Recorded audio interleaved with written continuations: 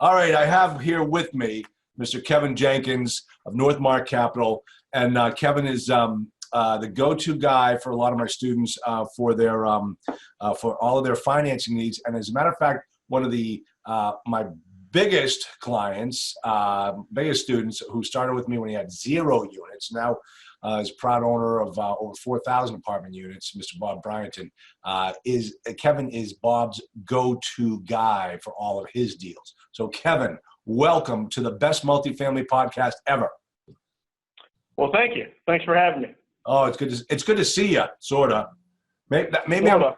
Yeah, we have technical difficulties here with Kevin, so we're just gonna have to, picture a guy kind of looks just like George Clooney, and then you pretty much got Kevin pegged, absolutely pegged. In a tuxedo T-shirt.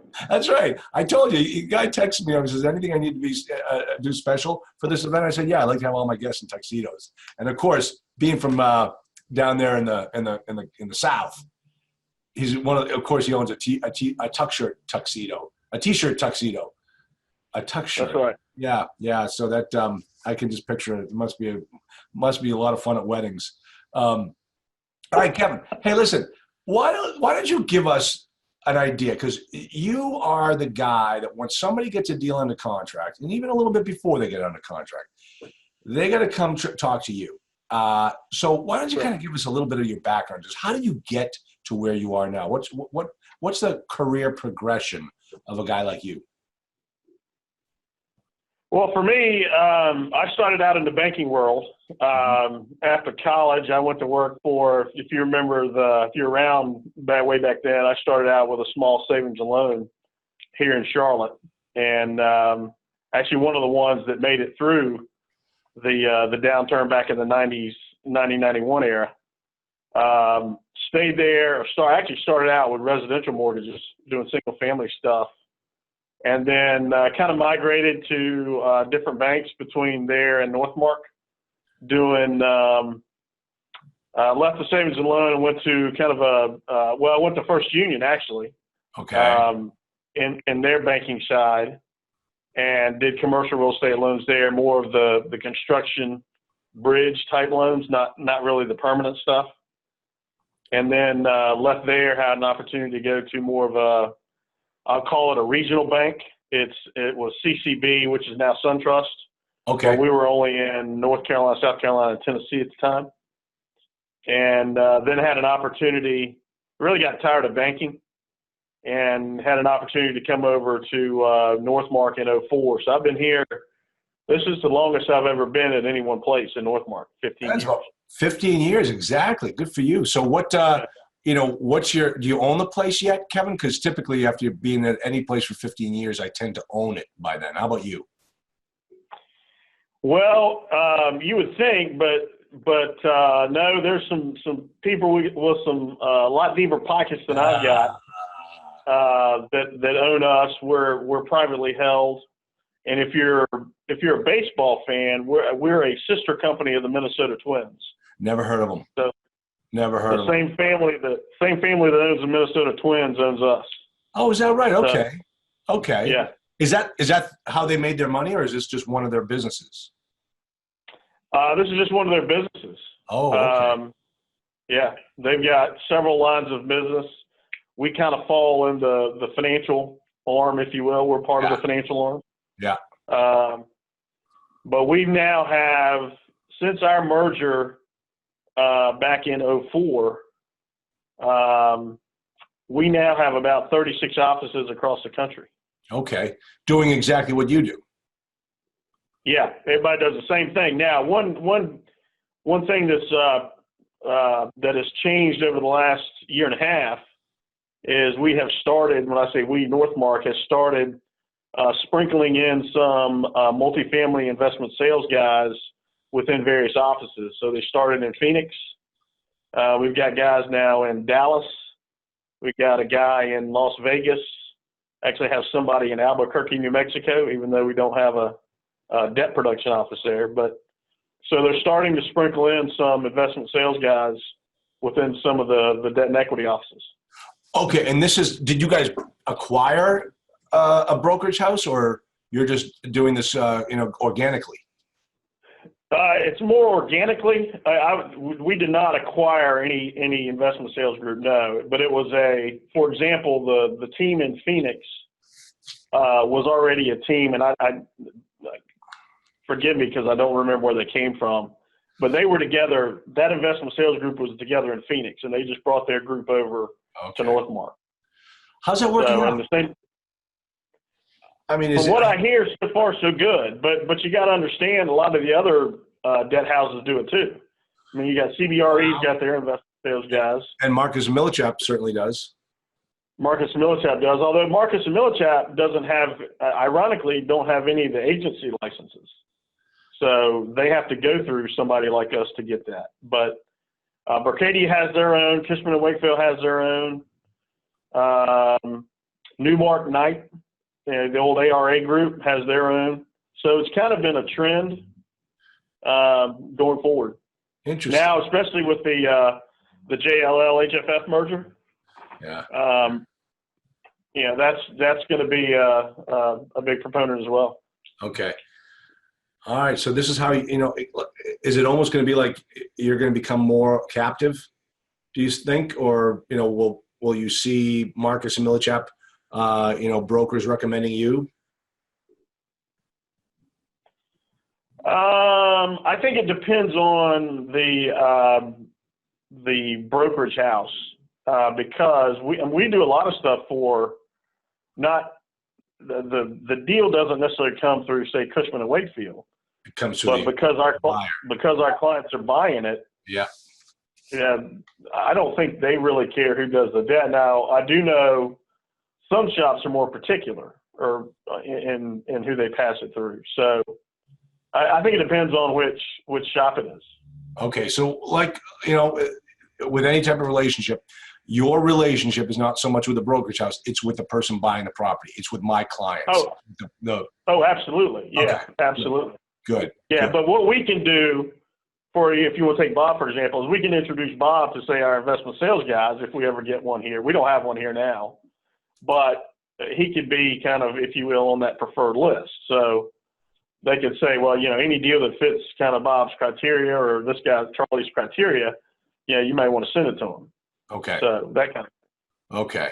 All right. Because now let's talk about where you're located. Like, how does somebody work with you geographically? I mean, do we have to have? Can you go anywhere in the country, or what's best for you? The short answer to that is yes. I can go anywhere in the country. Being in Charlotte, North Carolina, though, I would say most of the deals I do are going to be in the Carolinas and Southeast. That's just because I'm here. But for example, where we closed the deal earlier this year in Arizona, and we just closed the deal in Charleston, South Carolina. So and I just had a guy send me 2 deals in Texas to look at. So I kind of follow the investor / borrower. Right. So okay, let's talk about the the whole process. So if somebody's looking at a particular deal and they start getting into the negotiations, back and forth on the LOI, and we're not quite at the purchase and sale contract yet, when should they start talking to you? Well, I would tell you, Charlie, most of the time I'm getting in before that, just because of the way some of the deals are going these days, some of the markets and some of the prices. Is because the pricing is not matching up with the financing.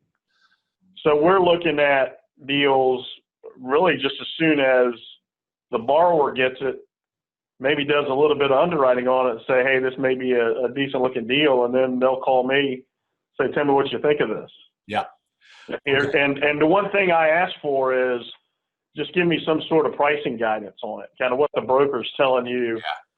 Where it needs to be. Not that I'm sizing to that price, but if I don't size to that price, then you know why. Yeah.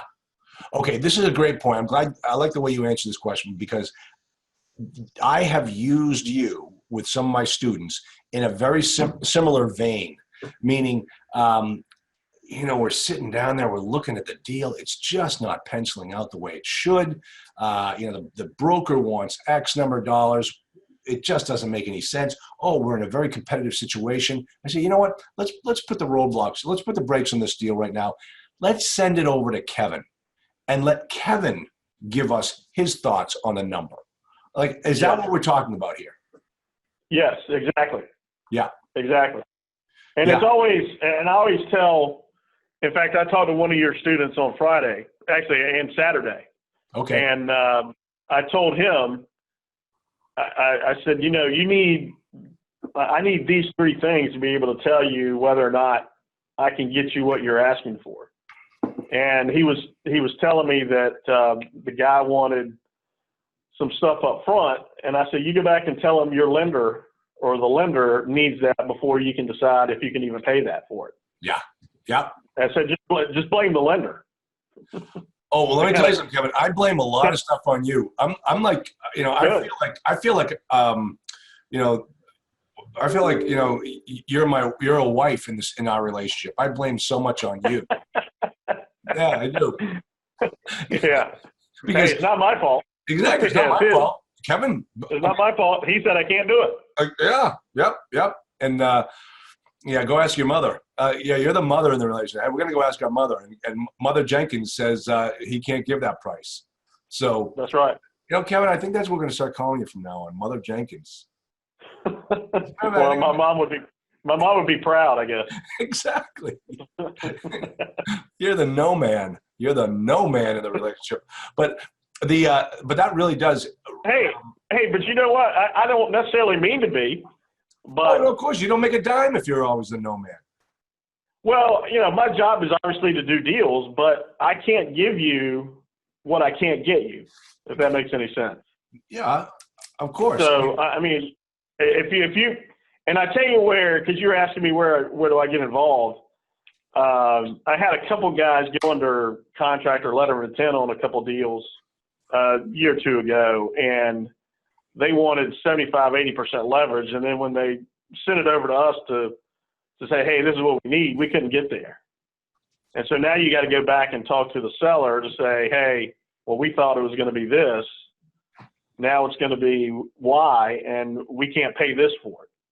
So I think a lot of that stemmed from us kind of getting involved up front or not getting involved up front. And so now we get involved more up front. So you know, and or your student knows kind of what the debt structure is going to look like. Yeah. Now, so what type of, when we did this, when we used you to, I mean, the old, what they call it in the insurance business is a check bid. When we essentially used you as a check bid on the debt, you came back with your underwriting on it. You gave us your worksheet. I got to tell you, you were pretty conservative in certain areas, like expenses or what have you. What are you basing your numbers on? Do you guys have a big database of information, or are you taking it right off the broker's offering memorandum? Oh, we're definitely not taking it off the broker's offering memorandum. Why? Why? Wait a minute. You think the brokers lie, Kevin? Come on. Oh, he got quiet. Lie may be too strong a word. Maybe stretch the truth. He got quiet all of a sudden. Oh, I would say, well, we have, I guess, because we underwrite a bunch of these, and we have the ability to go back and look at similar size deals or deals in the same market and how we underwrote it. Yep. That's and knowing, having done this now for 15 years and knowing what the lenders are going to look for, and also knowing how the appraisers are going to look at it, that's kind of how our underwriting comes from. Now, having said all that, if I come back and say, for example, payroll is going to be $1,200 a unit, and you've been managing properties for 10, 15 years, and you say, look, our payroll number is always, around $1,000 or $900 a unit. I can buy into that because you've got a history of being able to do that. And I can make that change. But I've got to have some sort of answer to a lender if I make such a change that they're going to that goes off kind of their standard underwriting template, if you will. Yeah. Okay. So as long as I've got an answer to a change, I don't mind making the change.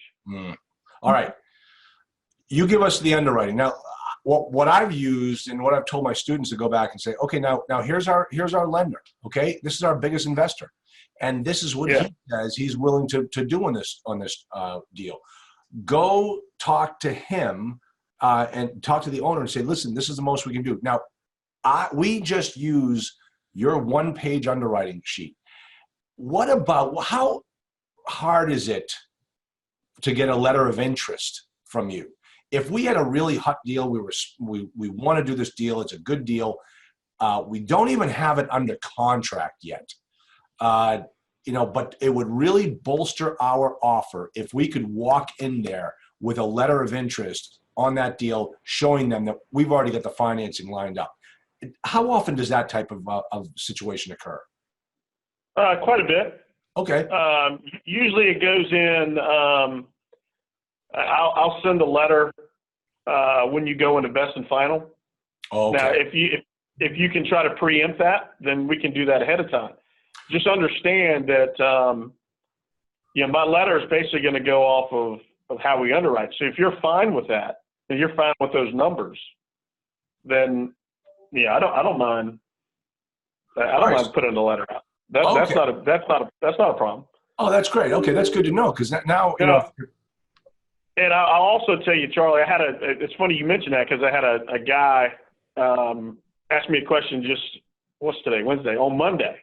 He said, can we just do a boilerplate letter that I can just send out when I'm looking at these deals if the numbers make sense? And I'm like, no, you can't. Yeah. I said, because number one, I'm not going to put a letter out until I take a look at the deal, because that goes back to what you and I were talking about before. I don't want to overstate what I can and can't do. Yeah. It's like if it's a market where it's 75%, not 80 or 70%, or it's a 130 coverage as opposed to 125, I need to know that before I send you that letter. It's like asking your bank to give you a proof of funds letter without a date on it. Yeah, exactly.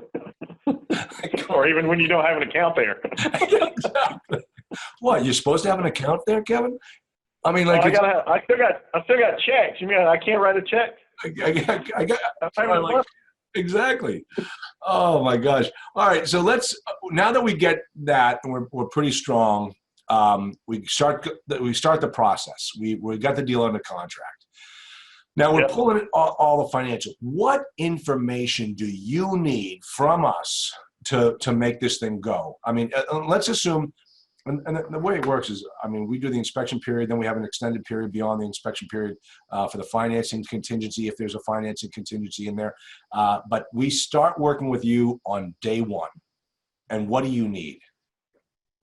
So you're talking about at the time of application, right? Yeah. Well, okay, let's talk about that, because, so basically what you're saying is we've underwritten it, you've submitted all that information to the seller likes your quote, your deal, and he picks you to win the deal. Yep, we want to do. So you start negotiating the contract. Right. So what we then do is if we didn't do it beforehand, we can do one of two things. We can either go back to because usually what happens, let me step back a minute, Charlie, because I'm kind of getting ahead of myself. Sure.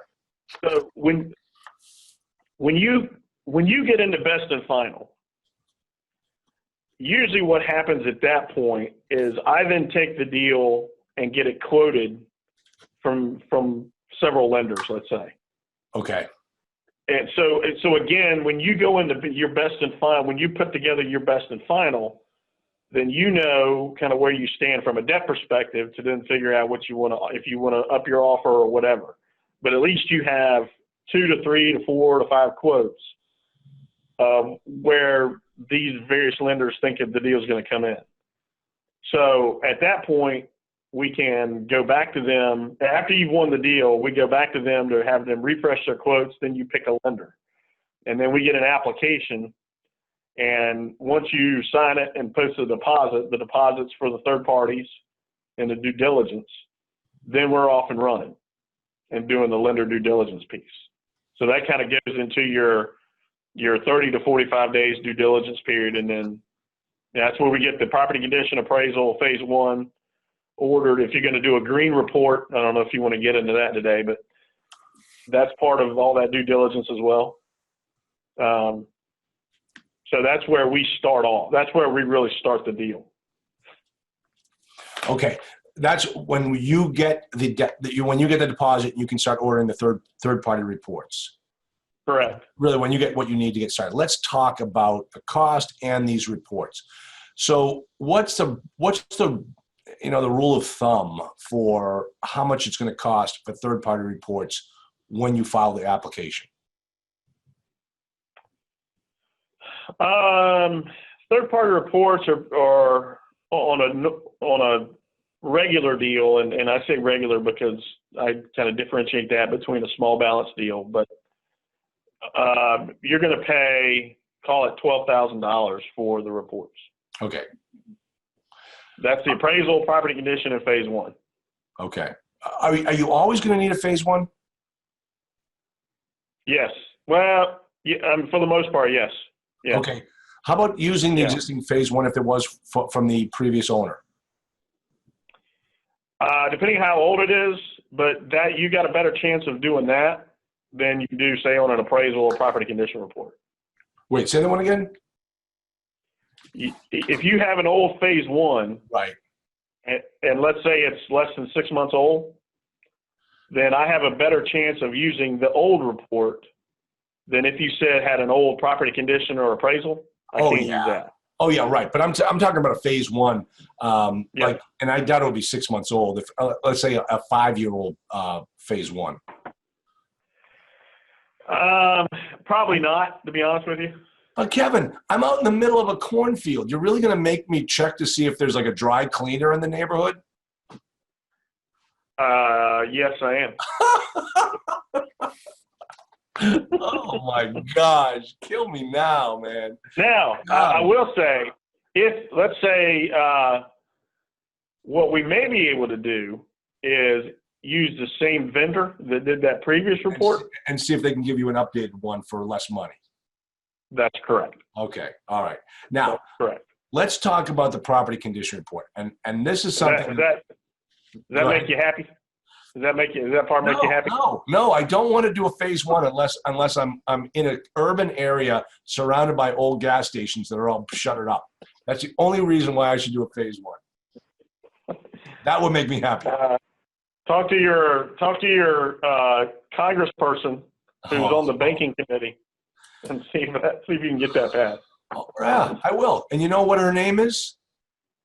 Elizabeth Warren. She's going to be the next president of the United States. Good luck with that. I know, exactly. Somehow I don't feel any safer. I don't feel any safer. All right, let's talk. Let's find another reason to dislike banks. Okay, the property condition report. Yeah. Why don't you explain to everyone exactly what this means? And I'm going to pepper you with some tough questions, Kevin. So be ready. You will be on the Budweiser hot seat in a moment. Go ahead, lay it on. So the property condition report is we get a engineer from a engineering firm to go out and inspect the property, and they will, of the 3 reports, they do the most due diligence and spend the most time at the property during the lender's due diligence period, if you will. Mm-hmm. So they're going to look at the paving. They're going to look at the roof. They're going to look at the structural. They're going to look at the mechanical. They're going to look at all your HVAC units or majority of them. They're going to look at any sort of erosion. Anything that's on that property, they're going to spend some time making notes on to determine if any of that needs to be fixed or if it's in good working order or okay working order. And then they will, from that report, they will make notes out of each of the various particulars on that property. And they will let the lender know their feelings about that, what needs to be done, if anything, if you will. Okay. Now, they'll come back with a number, essentially a deferred maintenance number, right? Well, they come back with actually from that report, Charlie. We get two things. We get what I call, Freddie Mac calls it a little bit different, but it's the same thing. We get what's called an immediate needs checklist, if you will, or box. Yep. And we get an ongoing, which is where your replacement reserve number comes from. Okay. So usually the first chart is all the immediate needs. So if there's any trip hazards, if there's any potholes, if there's any roof work, if there's any siding that needs to be repaired, if there's any electrical, any GFI outlets that need to be done, whatever, any painting, whatever. Once they go through the property and talk to the maintenance guy at that property, then they will come back and note it in that report.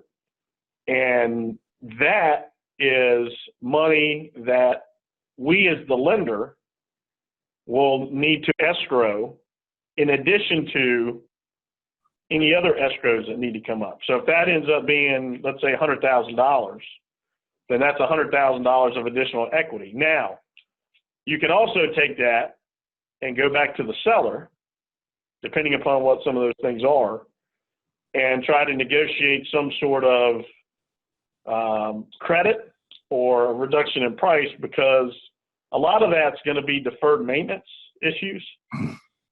So you could go back to him and say, well, you should have done this ongoing. Or he may come back and say, well, we can get all that done prior to closing. And I've seen it a bunch of different ways. All right. Now, what if the seller says, no, not take it as is, that you pay for that $100,000. Can I go back to you, Kevin, and borrow $100,000 more? The short answer to that is no, but the long answer to that is maybe. If the appraisal comes in much higher than the purchase price, there's a potential to do that. Okay. The way I would tell you though is don't count on it, but it all depends on how everything works out. All right. What happens if the PCR comes back, the PNA, the PCR, whatever you're calling it, just so everybody knows, PCR, property condition report, PNA, physical needs assessment, same thing. Right. Right. What happens if it comes back and they want $250,000 in reserves, which essentially kills the deal? Can I go to you, Kevin, and say, Kevin, let's find another engineer? No, but let's say of that $250,000, you had already budgeted in your walkthrough some of the same information. Basically what I'm getting at is we can reconcile that and maybe get that reduced. We have the ability to go back to the engineer and maybe we get some of that put on the ongoing chart as opposed to the immediate needs chart, if you get where I'm coming from. Okay. So we kind of play around with it depending upon what it is you're trying to do to the property, because you may come in and say, well, I've got $500,000 that I want to put into this property. Part of it's going to interiors and part of it's going to exteriors. Well, once we get the property condition report back, we can sit there and compare your chart, your budget, with what we have to do based on what the engineer's saying. And maybe there's some means with which we can reduce that immediate needs number and say, well, we were planning on doing this in year 2. Let's put that in the ongoing. Now, what that may do is bump up your capital needs or capital replacement reserves number. Yeah. But that's better than having to come up with $100,000 that you weren't planning on. Yeah. So how many deals really kind of get killed because of this PNA or PCR? I wouldn't say a lot, to be honest with you, Charlie, because usually you the buyer have already gone to the property and kind of walked it. Yeah. And so you have a pretty good idea that there's going to be something.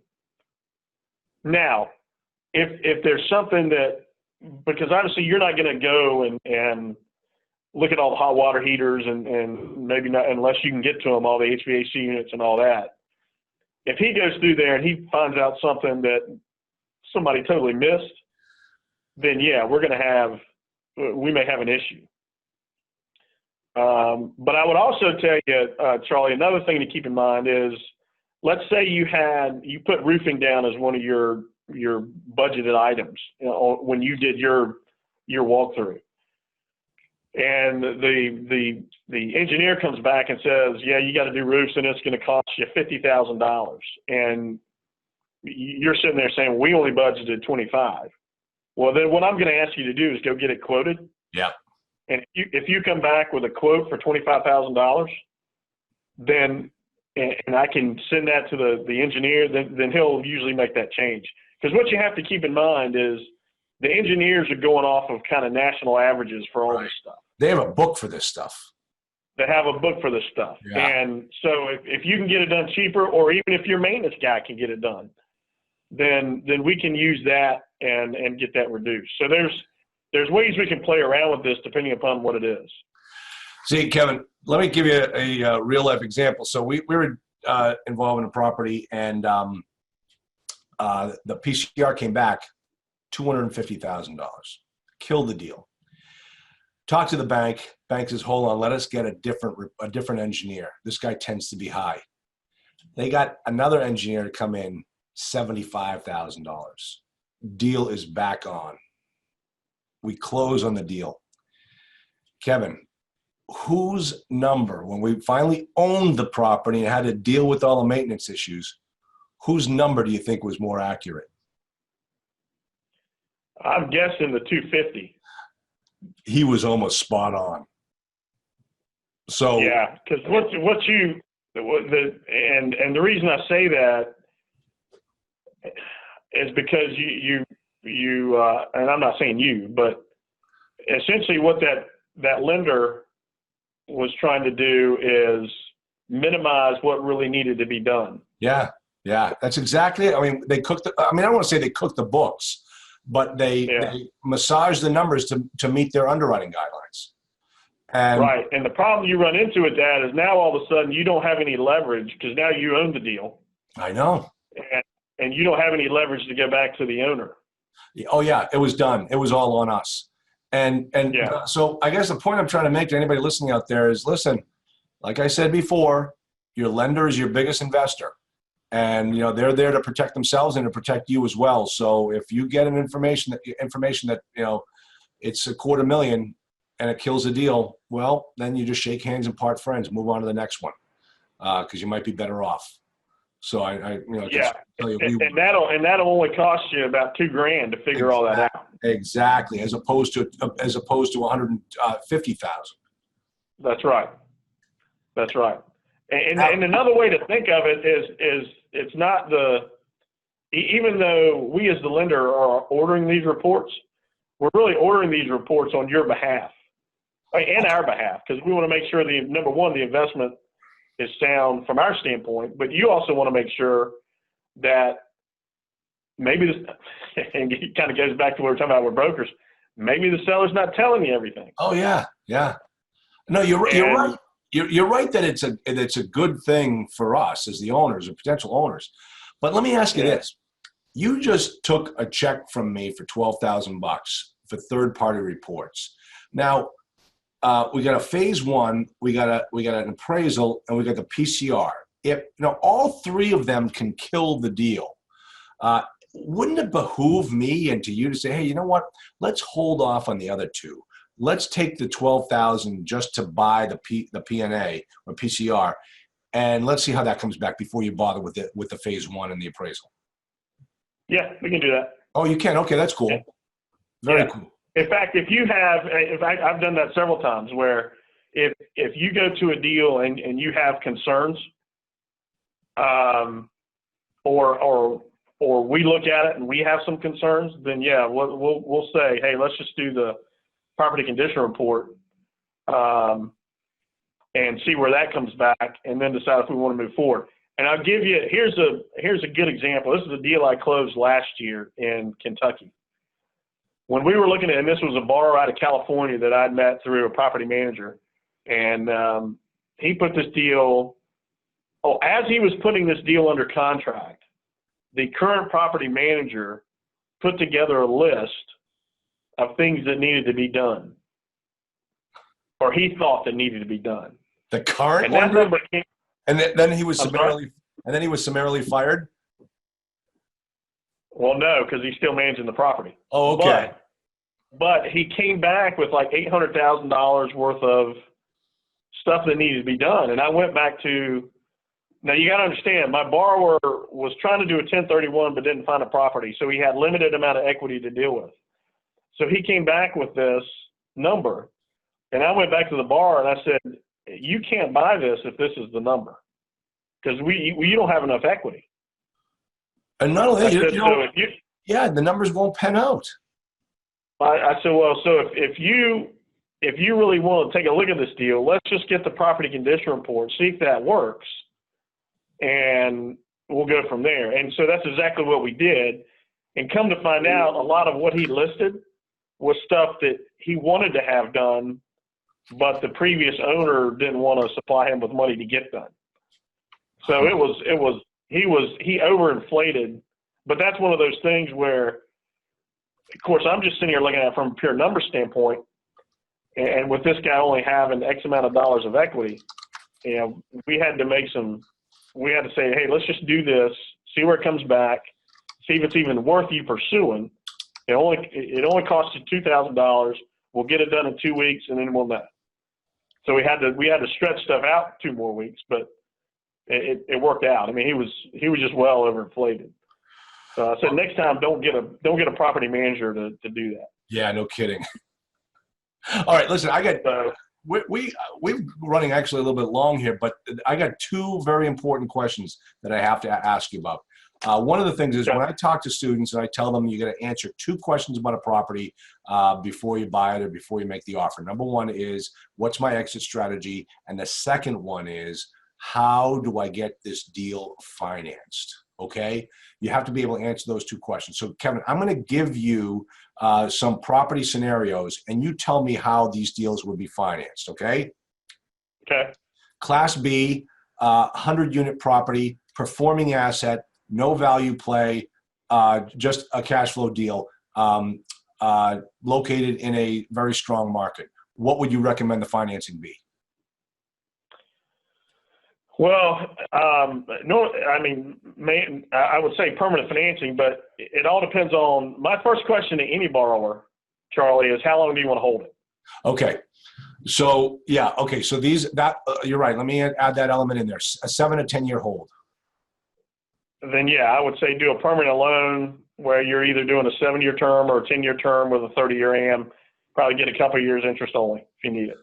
Okay, why would I do interest only if it's a performing asset? And I know that when this thing reverts to an amortizing loan, I don't have any value play to. I'm not looking at any increase in my NOI. You don't is the short answer to that. It helps. You're going in returns, but if you don't need it, then you don't have to have it. I throw that out there because a lot of people ask for it, is what I'm getting at. Who would you put me with that deal? I'm assuming you want full leverage, meaning you want at least 75%. I'd like to get 80, non-recourse. Well, the non-recourse piece is not an issue. It's whether I can get to 80. I mean, I'd love to give you 80. Okay. But it's also got to underwrite to a 125 debt cover. As long as it underwrites to a 125 debt cover, okay, on a 30-year AM, then yes, I can get you 80. Okay. All right. Cool. All right. Next scenario. Non-performing asset, 50% occupied. 150 units. I'm going to need to finance the rehab money as well. What would you recommend I do? A bridge loan, you can get up to about 80%, maybe more. 3-year term, 2 1-year options, LIBOR plus 350 to 400. we would take your purchase price plus your improvement budget, rehab budget, plus closing costs, and then lend, say 80% of that number, just for easy math. Okay, interesting. Interesting. And all non-recourse. Now, a caveat with that. It is non-recourse, but those loans, my loan amount on those bridge deals need to be around $3 million or more. Okay, great point. Okay. We have a couple that will go lower than that, but again, the idea is for you to get as many eyes from a lender perspective as need be, so as to have them compete. Okay. Now, and on the permanent deal we talked about a minute ago, the loan amount has to be $1 million. okay. Or more. All right. Now, let me give you this last one, last scenario. And this is a trick question, but Kevin, it's not a trick for you. It's not a trick for me. It's, for people, I bump into this all the time. It's an assumption of a Fannie Mae deal that has 3 years left in the term. What do I come to you for? Well, that is a trick question, because ideally you're coming to me to get probably some sort of supplemental. Oh, or second mortgage. Oh, I thought that Fannie Mae would do the supplemental automatically. Like, it's just understood they would do the supplemental. The existing. Well, lender.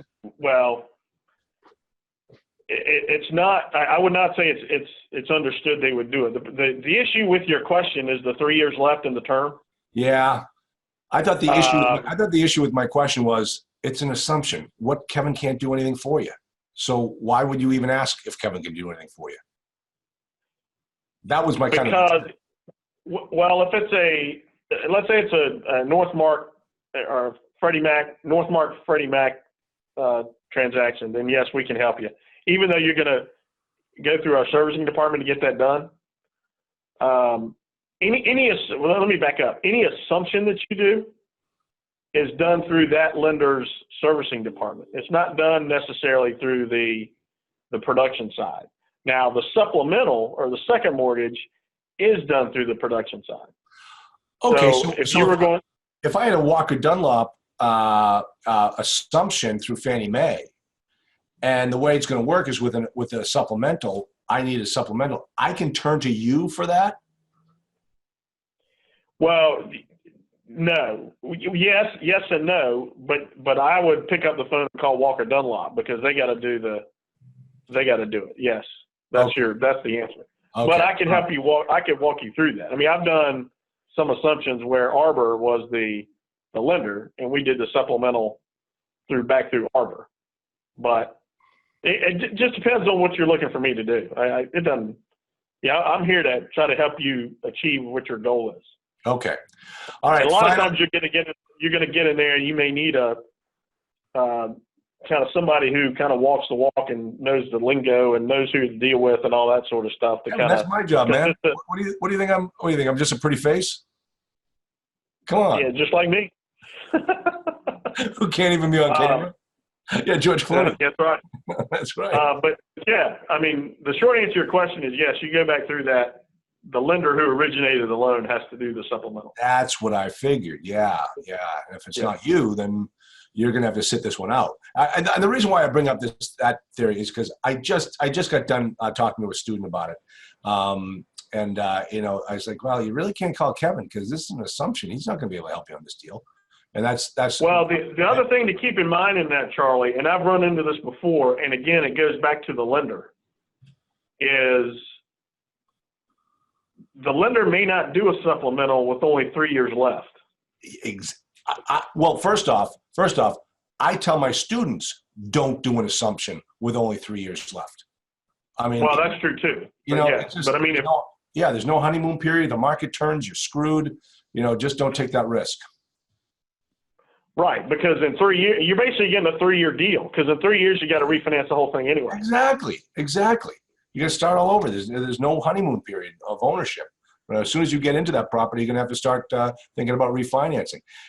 Okay, last point, and this is huge, and this was I saved the best for last.